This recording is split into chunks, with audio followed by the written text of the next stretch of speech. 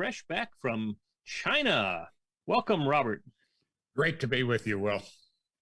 Well, so now you've had lots of experience with experiential learning. You were the CEO of one of the granddaddies of EST, right? Not of Est. I spent No, some time with Est as a consultant, but but you were the CEO of the one of the companies that EST came out of. yes, of Mind Dynamics. It's Yeah.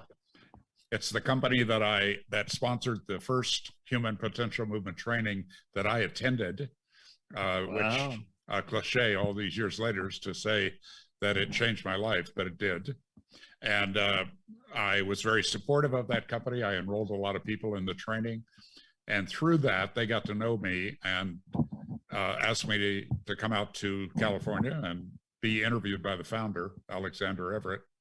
And 10 days later, I was president. So that Changed your life pretty quick. I took a I took a 70% pay cut and moved my family to Sausalito, California. And a 70% improvement in the quality of life, no doubt. Oh, these California guys, they are all PR agents for the Sunshine State, you know. Well, I mean, moving from wherever you moved into a world of empowerment and experiential learning, that's got to make a huge difference to the kind of life that you were living. Well, for the first 2 years, I just ran the business. It was Uh-huh. it had grown rapidly, and it was a bit of a mess. People loved the training, and thousands and thousands of Right. people were going to it, but it was a little bit messy. So for 2 years, I just worked on that, and I constantly was being enrolled by Alexander Everett to attend the trainer training, and I was always too Mhm. busy. But after 2 years, I did attend it, which was, an incredible experience, another life-changing experience. And then I worked on taking Mind Dynamics abroad instead of 7 foreign subsidiaries. So that was for a young guy Wow. early 30s, an incredible experience. Well, so how does that fit in with coaching? I mean, when you're working with somebody, an executive, you're coaching them, that doesn't, I don't see a direct connection to this experiential learning, the kind of thing that EST and what was it, Mind Spring, Mind Dynamics and then LifeSpring. uh, Life Spring. How does that fit together? At that time, I believe so strongly in our training that when people asked for coaching, I just guided them away from it and said our training was enough, that it would change your perspective on life and that everything would clear up just in the process of Hmm. living life itself. Hmm. It's embarrassing today to admit that, because it's now clear to me that in all fields of human endeavor, we certainly see it in sport, but certainly in business, in marriage, in politics, the really successful people all have coaches. And Hmm. part of it is we keep agreements with other people much more effectively than we keep agreements with ourselves. So one of the roles of a coach is to be an accountability partner, somebody you make a promise to. Uh, Hmm. some of it is learning a new discipline. Ultimately, coaching is about attitudes, habits, and behaviors. The trainings are more about attitudes, about where Hmm. you're coming from. But when you get into the doing, you'll start to reveal whatever the next step is for you in terms of accomplishment and joy and satisfaction or fulfillment. And that's where the coach comes in, to catch you doing some things right, and Hmm. also give you some help when you get blocked, when you run up against a barrier. Uh, those trainings are priceless. I mean, they're an incredible experience. The 2 companies that I founded and led have 1,300,000 graduates. I mean, that's been my Hmm. life.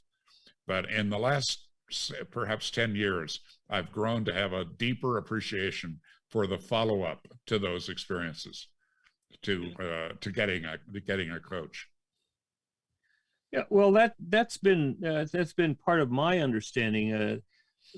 Uh, there are a lot of coaches around in Orange County here in California, and that was certainly something after being part of the Sandler training program for 18 years.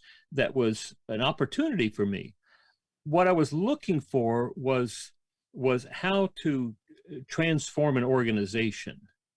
And if I had a coaching relationship with someone, what I discovered when I did have some coaching relationships was they had to then take what they were learning and go back and try to transform the rest of the organization. And they weren't always equipped to do that transformation.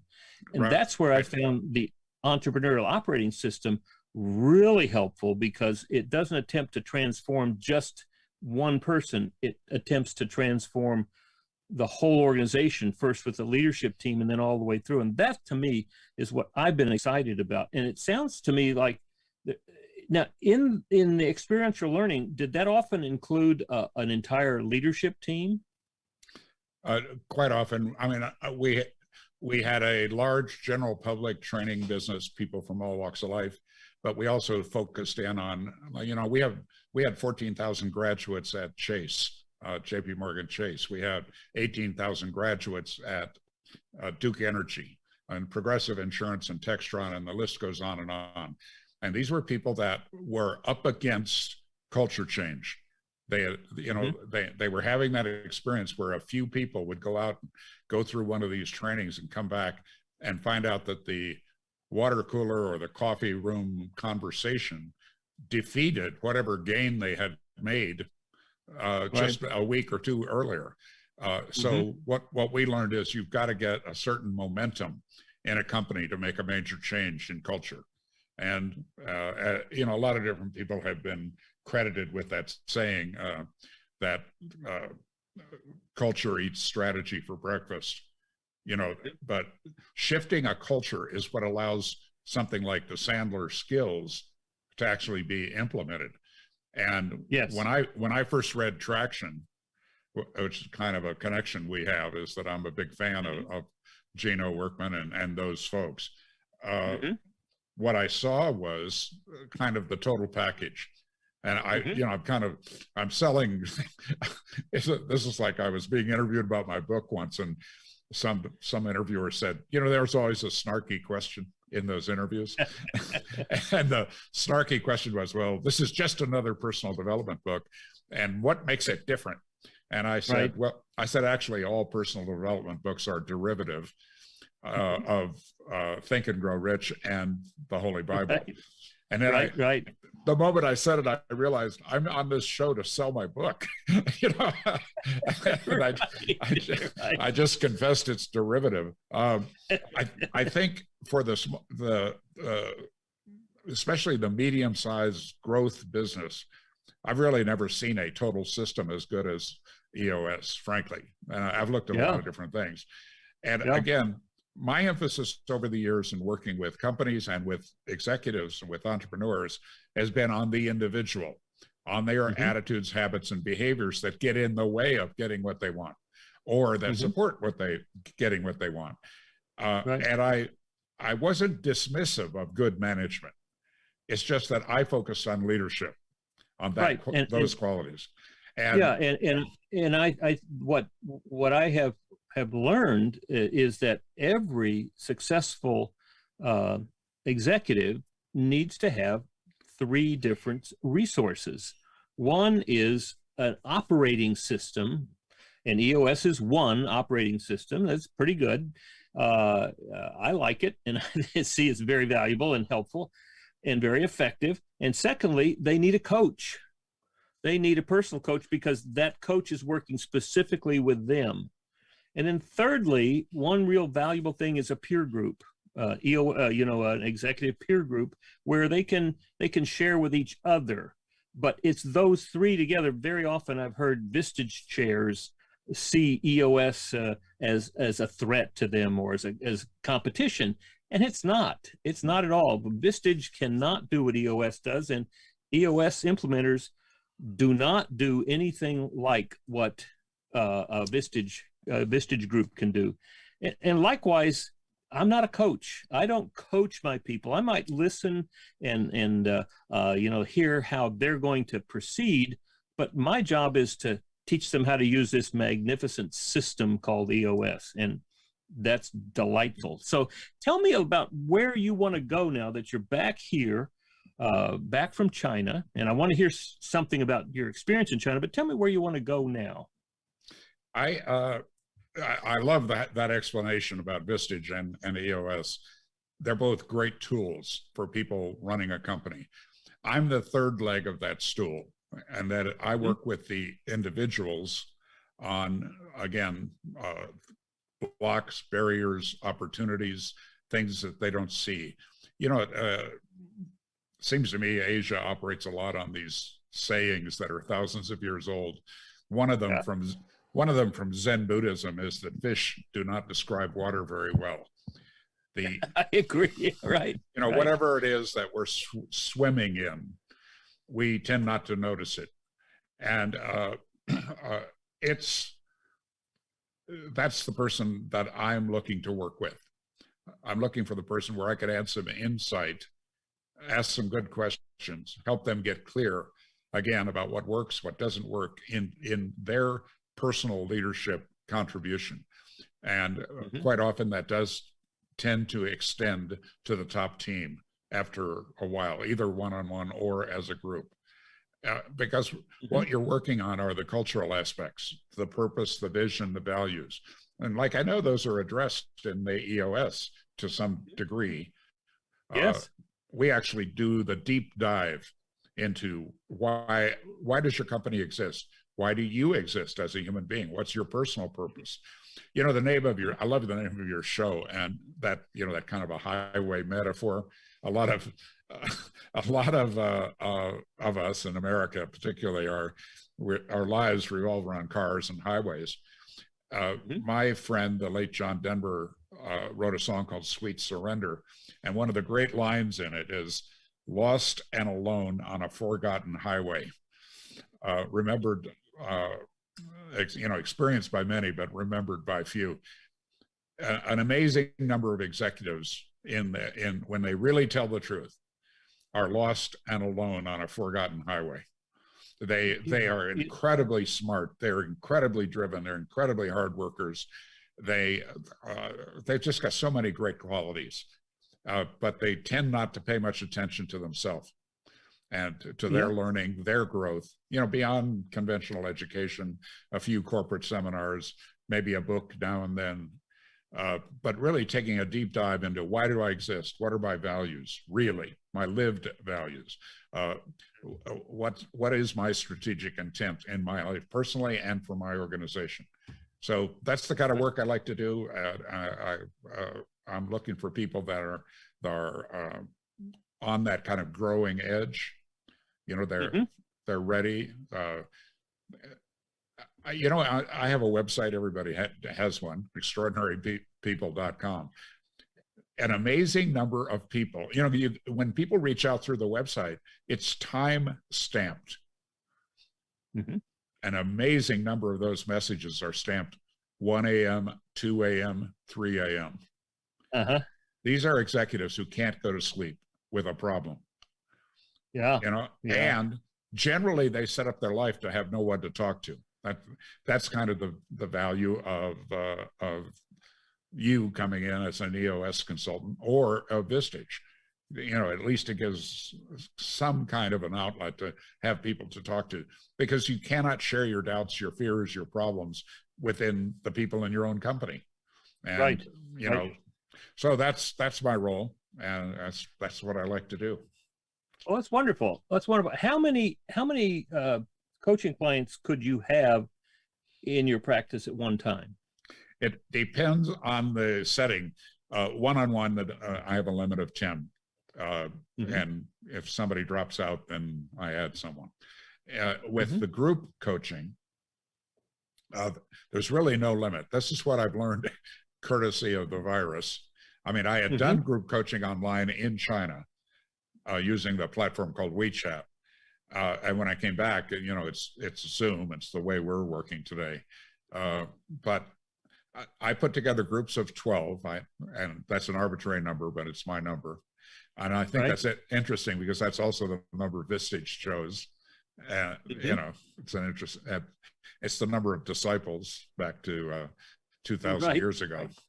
Right. or the number of eggs in a cart. You can go on and on with this. Yeah. But we put together groups of 12, and we just ask if they're not competitive. They're not in competitive businesses. And the way I think about it is that I'm accountable for about 1/3 of the value, and 1/3 is their commitment. You know, they're going to put this first in their lives, in their business lives, and then 1/3 happens between those 12 people in becoming resources to each other. And so the results are fantastic. I love doing it. Plus, it's fun. Oh, yeah. Well, you know, if you are doing what you love and you're great at, it's going to be an enormously satisfying experience. Yes. And that's what I find. One of the things I find so extraordinary about EOS is talking about this whole matrix of the things that you're not good at and don't want to do, the things that you're good at and don't want to do, the things that you're good at and you want to do, and the things that you're great at and love doing, and how we get people in that upper part of the matrix and delegate everything else away. It just seems to me that so many executives are so busy that they really take on all these things that they think they have to do, they ought to do, but they really don't want to. And in doing so, they have no time to be human beings, to follow the passions that are, you know, that are so important to them. It's just astounding when they can really make that shift. Do you find that to be true as well? Just absolutely true. You know, a recent thing that's happened for me personally, and maybe some people watching or listening today can identify with this. I find myself quoting two people that I wish I didn't quote, and I increasingly quote them. One is my ex-wife, who had a special kind of wisdom that she imparted to me during our time together. But it just irritates me that I find myself quoting her. But the other one is Stephen Covey. And, you know, in his book, he talks about the distinction between the urgent and the important. And what tends to capture executive attention is the urgent. And they usually have arguments about it, by the way, in the real world, not the theoretical world of a book. In the real world, I had to pay attention to that. But when you back away and take a look at how do they spend their time in their life, it is not unusual to find a CEO spending 80% of his time on people issues. And, you know, and not on the business, not on really on the business, not on his markets, his customers, his systems, which is one of the things I learned from Traction, right? To pay more attention to systems. I mean, in my training companies, we built up systems that really worked, but we were unconscious about it. You know, we couldn't back away and see the parts that were really working and the parts that were not. But they worked. I mean, that's how we get to 1,300,000 graduates. But when you're constantly putting out fires with people, that's just it's frustrating. It's not productive. It's that classic 80% of your energy going toward 20% of your results, and it just doesn't work. So, and in order to deal with people's issues, you first have to deal with your own. You know, I have two adopted special needs kids, and Levi, we adopted at 3.5. And if he's here with us, he would say this to you openly. So I feel comfortable saying it. You know, Levi has 6 cigarette burns on his back in a pattern. That's what his life was like before he joined our family. So he was filled with rage. It took a lot of therapy, a lot of work, and a lot of pain, frankly. But ultimately, he's turned out great, by the way. He's really a wonderful young man. But I was seeing this child psychologist And I'd had a particularly bad week with Levi. And this therapist told us right away, Levi at that time was 6, I think. And he said, a 6-year-old will not benefit from cognitive therapy. It's just impossible. You will, you, Robert, and his mom. So we brought Levi twice a week. He would sit with Levi for 5 to 10 minutes, and the rest of the hour was with one of us. And so I'm sharing with him that I'd had a terrible week. And the metaphor that he used for me is that you have to understand that Levi's feelings are totally shut down, as they should be. If you had endured what he endured, you don't trust adults. You certainly don't trust fathers and mothers. So that bonding is what has to happen. And but his metaphor was, he said, what you have to know is that Levi's highly developed in terms of his mental abilities. That's how he has learned to survive in the world. Now, we already knew that. We knew that, like, he would memorize the route in a car from sitting in the back seat. Yeah. Which, by the way, my former wife really appreciated, because she was perpetually lost. And Levi always knew where to go. But he said the metaphor is, you have to imagine that you're like an old-fashioned jukebox, with the keys that are like A14 and B17 and, that kind of thing. And Levi sees you like that. And he knows which buttons to push to activate the parts of you that he can control. And to get what he wants. To get what he wants, right? And he's full-time on it. And what I've seen is how that shows up in business. You might spend, let's say, 1 hour a week really deeply thinking in aggregate, thinking about looking at a person on your leadership team. I promise you that person's looking at you for more than an hour a week. Right. And figuring out how to manipulate you to get what he or she wants. And they know what B17 is on you. And it might be that I work with a client right now. His biggest problem is he cares too much. Now, there are a lot of business people that don't care enough, but there are business people that care too much, and he wants to solve all of their problems. Yes, indeed. Yep. So it's like, and he went to a Jesuit university. He, that's kind of what they teach there, right? You got to take care of the people in your life. Well, he bought it. And so this incredibly smart, well-educated, just a super guy. But his staff manipulates him like he's like a marionette on a string. And the other metaphor, right? He's dancing to their tune. And in the meantime, they're not getting done what they need to get done. And they've got huge opportunities in front of them.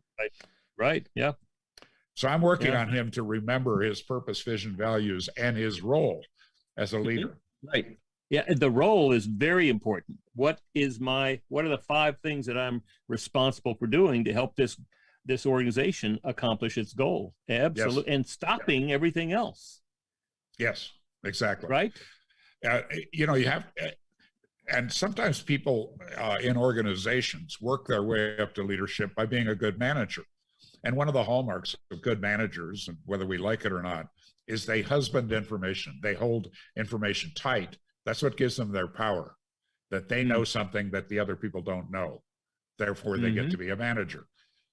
You get into a leadership role, it reverses 180 degrees. It's a flip. Absolutely.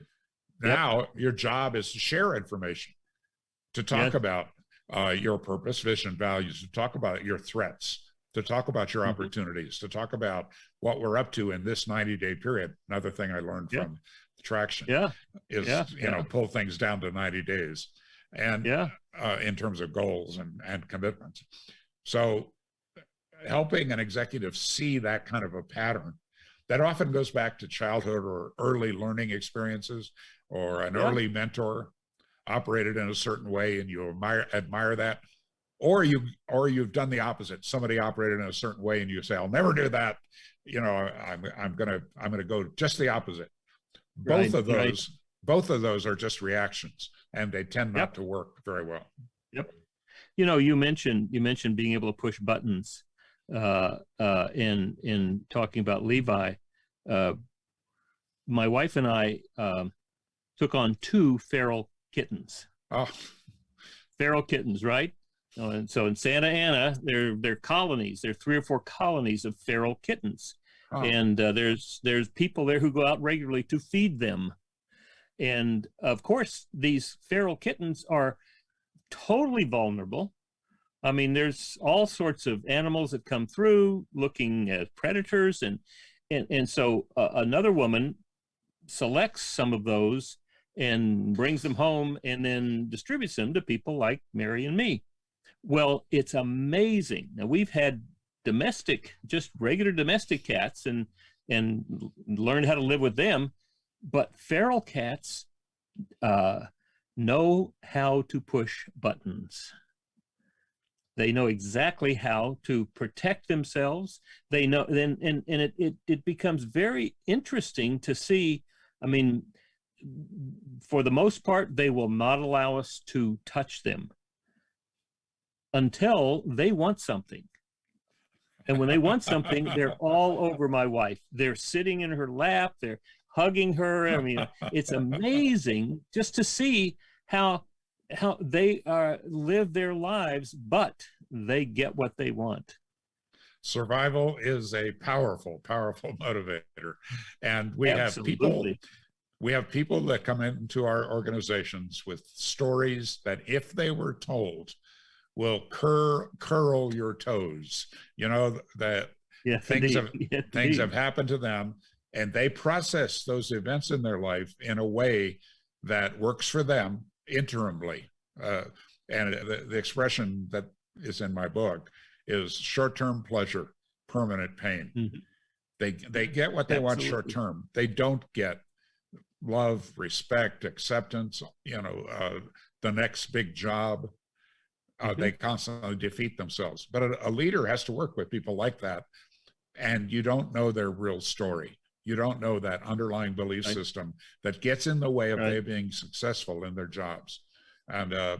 so, uh, I don't recommend that my clients become experiential learning experts. I just want to, Right. Right. that's what I've spent my life doing. Right. But I've Right. also been in their job of running. Arc International had Right. 240 employees, 70 full-time trainers, 15 offices Mhm. scattered around Asia, and Mhm. so I had to learn about not theory but practice, about what's going to Right. work to move our organization forward. And Right. Right. so what I want to do is I want to be that, if you've got a hematoma in your brain, you don't want to go read a book and try to operate it on yourself. Right. It might Right. be, Right. might be better to get a skilled surgeon in for a short time. Right. Well, And that, it's been interesting. It's been interesting. There are some leaders in my clients who have said, one particular leader saying, I've discovered in this EOS process that I'm way too overbearing, that I demand all of these things rather than facilitating and helping and supporting my leadership team. He went out and got a therapist and now has a coach. And he's talked about how that has transformed the way not only that he deals with the people on his leadership team and the rest of the people in the organization, but also it's changed the way that he deals with people at home. wow, that is the kind of story that I live in, and I love. It's Yeah, inspiring, yeah. and the the interesting thing about it is that just a therapist can help with really deep-seated work, Mhm. but they almost always do not understand business. Mhm. Uh, the coach, in many cases, doesn't understand the deep work that needs to be done. But there are people like me. I'm not the only one who can combine the two a bit. Mhm. I'm not a Yeah. therapist. I've actually referred clients to a therapist a few times. I am highly, highly picky about that choice of therapist. But I know something about business, and I know something about the human condition. And I think for somebody that's looking for a coach, that's what you want. You want somebody that's been there and done that, and that knows something about the human condition, can listen carefully and listen beyond your story. I mean, one thing you find out about executives, they've all got a great story. Yes. Well, that's very often how I invite people onto the show, by saying, hey, I have, I do a radio show every week, and I have heard that you have great stories to tell. And and people, and because they all have great stories to tell. And what's interesting is that sometimes those stories are stories of success, and sometimes they're stories of failure that they had to work through. And those are sometimes the most interesting ones. Well, I've certainly learned the most from the two biggest failures in my life, one being divorce and the other being the failure of ARC. I just, incredible learning. That's when I read Traction, by the way. Oh, really? Yeah. Really? When I was in the middle of beating myself up about firing 240 people and closing 15 offices, that's when I read Traction. Wow, amazing. So what did that do for you, reading Traction? I had a new appreciation for management in a way that I had not had before, as opposed to leadership. And I found out what I was doing that worked and didn't work in what I would call a sloppy role definition in my own company. And I hired leaders to be managers. I hired managers to be leaders.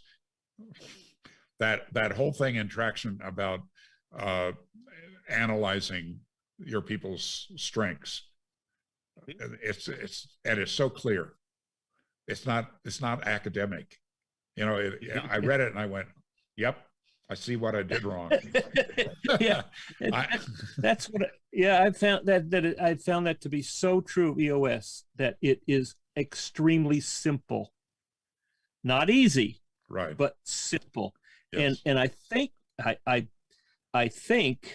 that many leaders take that simplicity and think that they can best implement it in their company themselves.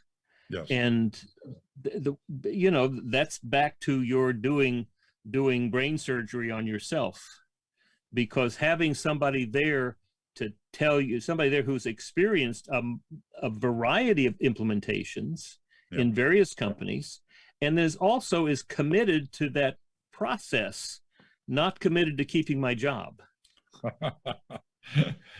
Well, and that the process is proven, Yes, absolutely. Look, I don't know how an academic person would experience Traction and the whole EOS system. I know how business people react to it, because I've talked with my clients about the same kinds of ideas, and I've recommended the book to them and said, you might want to consider a consultant. Not one of them has ever said, well, this is too complicated, or this is too academic, or this is too much theory. It's practical. Right. And my approach with coaching is that if people do not shift in their attitudes, habits, and behaviors, then I failed. Or we failed. I guess more accurately, we have failed. I'm not the only player in the coaching relationship. Right. That's right. I have fired a few clients. We all have. We have. If we're honest with ourselves, we have taken the step of courageously confronting and saying it's just not working out. Just not working out. I'm not the right guy for you. Well, Robert, this has been a great conversation. I've really enjoyed it, and welcome back to this side of the Pacific. Thank you. It actually is great to be back in Colorado. Good, excellent. Well, we won't hold that against you. Thank you.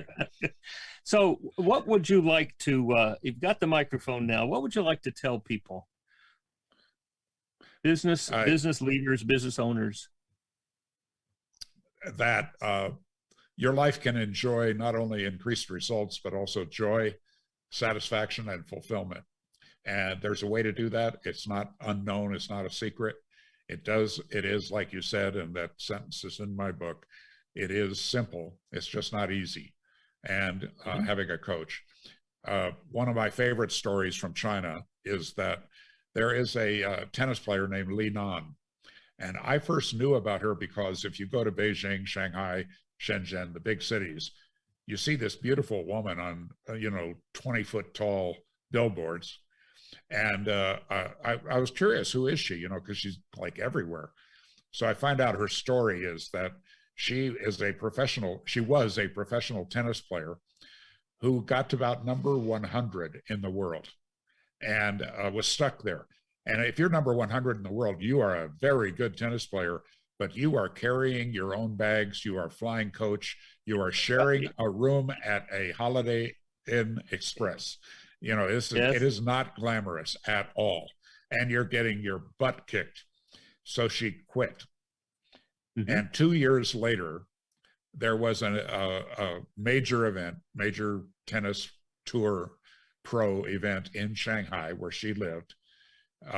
And 5 other great tennis players, names you would recognize, went to her house and said, "This is unacceptable that you quit. You have incredible talent. We all saw it. And you had terrible coaching." Because she was part of the Chinese sport system, the Communist Party controlled system, where they basically just beat people up all the time and push them. This woman sold her car, borrowed money from her family, and went out and hired 5 coaches. One for technique, one for fitness, one for nutrition, one sports psychologist. How's that? She got the help she needed. Oh, one for flexibility, basically Pilates. And she's the only Chinese woman that ever won a tour event. She went back into the tour. She became ranked in the top 10, and she won a major. First and to this date, only Chinese tennis player to win at that level. And the way she did it is she got outside of the norm, and with the support of some people around her who believed in her and her family, but also these 5 superstars, she jumped into the big game. That's my wish for the people I work with. If you're ready to play a big game, if it's not me, find someone else that's been there, done that, and can help you be better than the fish that can't describe water, where you see things in a different way, and you're more equipped for this priceless privilege of leading in organizations. And the magic really happens when you begin to ask for help, doesn't it? It does, and it's something that I have struggled with personally all my life, so I have been there. Well, this has been wonderful, Robert. How will they get in touch with you if they wanted to get in touch with you? Extraordinarypeople.com is one way, and the email address is robert@extraordinarypeople.com. I'm on LinkedIn, of course, and so holler, find me. All right. Let's talk. This has been wonderful. This is just one more example of how businesses thrive in California. You've been listening to The Pilgrim on the 405 with Will Christ. To hear more of the programs in this podcast, go to www.willchrist.com.